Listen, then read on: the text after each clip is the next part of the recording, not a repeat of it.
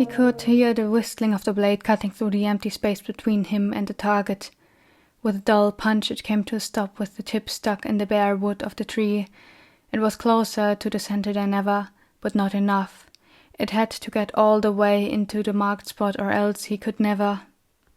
Dew switched one of the two throwing knives from his left hand into his right. The cape was lying under his feet. His body was warm enough even during the constant snowfall, and the sleeveless jacket-like piece of clothing did its job well enough to keep his lungs protected. He proceeded to aim once again, but his hands began to tremble again like the 3 or 4 times before he had thrown all 3 knives this winter morning. But at least it wasn't as bad as the last 4 days he had visited the clearing behind the training grounds after the army had left. Pressuring himself into holding still had no use, at least while throwing it would disturb the direction and have the object end up bouncing off the target. So he waited, attempted to stabilize his agitated breath and focus on the movement he was about to perform. Then he threw. It landed not a straw thickness away from the first one. Between his annoyed sigh he heard the rustling of the wind, the creaking of branches bending under the weight of thick snow, the clapping of 2 hands behind him. Dew swirled around, switching the last blade into his throwing arm, and as soon as he saw his target he let go. The man before him hunched over in pain as the knife pierced his abdomen. Immediately a dark red color started spreading over the filthy piece of clothing he wore together with leftovers of a blue uniform. Unarmed, Dew backed off, not facing away from the blue eyes which eerily followed his every movement while removing the weapon from his body. "What's a name you have?" Jonah commented hoarsely, one of his hands holding the wound as he already straightened up again. "Stay away," Dew attempted to command, but his voice trembled with fear towards the man. He felt a resistance against the seal. Before knowing it, he tripped backwards, landing on the ground. And Jonah was steadily approaching him. Dew could hear his own heartbeat drumming inside his ear, while he frantically reached into the inside of his jacket, searching for something to protect himself with.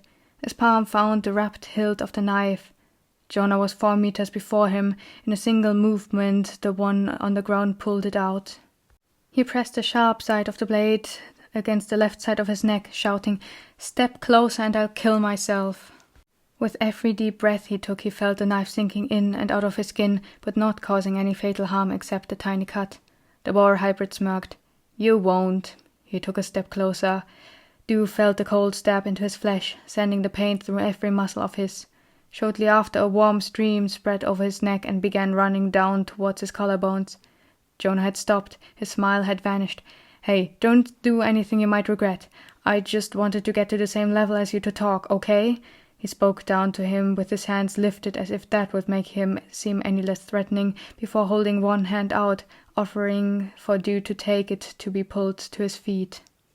Dew didn't move the deadly object away from the spot and spat. "Talk? Talk about what? Do you want to announce your attempt to kill my partner this time?" "I wanted to offer peace between the two of us, because this isn't our battle to fight." The Merlin couldn't decide what was more terrifying, that Jonah had been around all this time, or that he sounded so sincere with his proposal. Dew began to get to his feet. "Why the hell do you think I would accept? Knowing your mind, I'd assume the deal would also have me end up like before." Jonah furrowed his brows, looking anywhere but into Dew's eyes. Was it that bad? Digging his fingers into the bark of the wrecked tree, Dew's body cringed. Once again he could not tell the truth nor intent behind those words and voice. His mouth agape, he stood frozen on the spot, unable to utter a sentence of the waterfall of words made of images and feelings drenching him in icy water. There was no need for him to try. Already he had been seen through. "So this is how it is," Jonah spoke, voice heavy. "I cut deeper than I had wanted to." He sighed. Now Dew was sure it had to be regret. Whether or not it was real was another matter. The warrior opened his arms, not a gesture of welcoming but vulnerability instead. There was the possibility for Dew to remove the blade from his life force and ram it into his opposites instead, or fail and stand on his spot helplessly. The Merling stood frozen. "There are no excuses to be made for me. I shouldn't have gotten carried away. I should have read you better, but didn't." "What the hell did you expect would happen?" Dew busted out, voice hoarse, and tasting acid on his tongue as nausea overcame him and his gut clenched. But he wouldn't vomit. He would not allow himself to, not here alone before him. For once Jonah looked up. "Good question. Perhaps I thought I would make it comfortable enough for you. It would turn out fine. Maybe part of me simply dismissed your humanity. I hope you can live on, eventually." Something within Dew broke loose. "That's all you have to say?" he spat, but the words left his mouth like the desperate cry it was. "Not only did you do that to me, you left me physically injured. Even when I had at least a little control of my mind and spoke up, you disregarded it. If you were to do the world a favor and die, I would not simply heal. Do you even know what you did?" He hated himself for it, but there was no stopping his physical reaction to the scene of hands tearing away his protective clothes to leave his nude body like a carcass in the midst of a field for the crows to pick apart. He cried. This flesh suit, which was supposed to be his home, trembled violently while suffocating sobs disrupted his expression.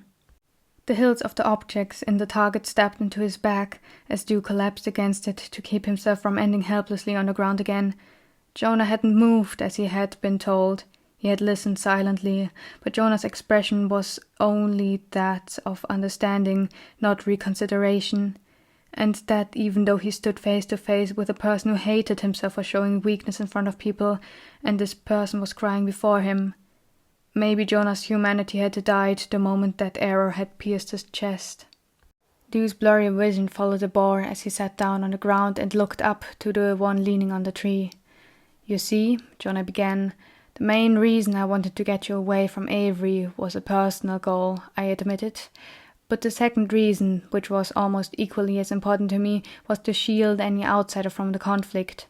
I wanted you to think it was Avery's own doing because of all that mental bullshit that guy has going on. I would have preferred you gone too far from him so you could have believed it was suicide. It would have been better that way." "You could have just left us alone. It would have been fine. He is dying even without you," Dew cried out. "And risked the goddess's death? The curse you put upon her husband, and thereby Avery drains her every single day, as does the damage you put on her.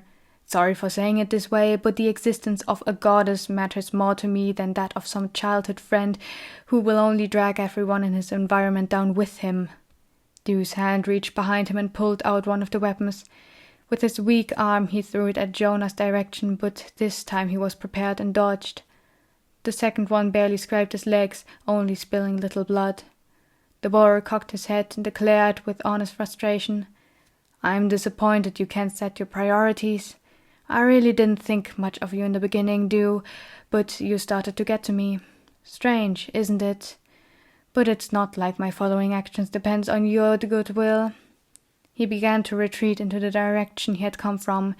Near the edge to the woods he stopped, bent down with his back facing the one by the tree, and pulled something up. "Just know," his tone was rising with a happy but bitter aftertaste, "that this is what I will be doing to your beloved partner." The man turned around and Dew could spot a large light brown hanging structure in his hands, but couldn't make out what it was. Jonah stepped closer, carrying the thing, and while Dew continued shakily holding the knife to his main artery, Jonah said, "Oh, and one more thing. I hope this attack of yours doesn't give me another blood poisoning. The last one was very pesky to get rid of. I admire your aim, though, as I said, and I mean it. I hope you can cherish the other insights I have blessed you with eventually as well." The brown thing dropped to the ground. The boar was nowhere to be seen. With his eyes wide open and not moving a muscle, Dew waited for something to happen, for him to reappear and abduct him, for his body to go numb and blade to drop to the ground, with him following soon after. But nothing happened. After several minutes of waiting in the same spot, the heat from his body had vanished to a point he shivered from the cold. Still he didn't dare to do anything without consideration. Only after 20 minutes Dew had the blade removed and sheathed. The running of his blood had already stopped, and all left were the large dried stains all over his skin and shirt. He picked up the cape, shook the fresh snow off, and loosely laid it around his shoulders, so a knot could not disturb the fresh wound. Then he continued to the spot where he saw the only thing left from the encounter apart from the hoofprints in the snow. The closer he came, the better he could recognize the brown as being fur, thick one with dark and light spots. A suspicion rose in him. Then he could see 2 black tips lurking out in the mess. 4 legs with soft and rosy toe beans were slightly stretched away from the rest of the thickest part. At last you saw the head, or what could be described as being the head because it had been split in half, leftovers of red still sticking to the soft fur and almost seeping into the closed eyes and fluffy ears. The once white part of the side of the head was not to be recognized through all the blood. He collapsed next to the poor creature. His hand sank into the cold, light brown, feeling what had brought his partner so much comfort lie dead on the ground, killed by a ruthless, fanatic monster. His nose touched the fur on the bobcat's side, his eyes tearing up again like they had so frequently lately. "Damn you," Dew whispered as if suffocating. "Damn you."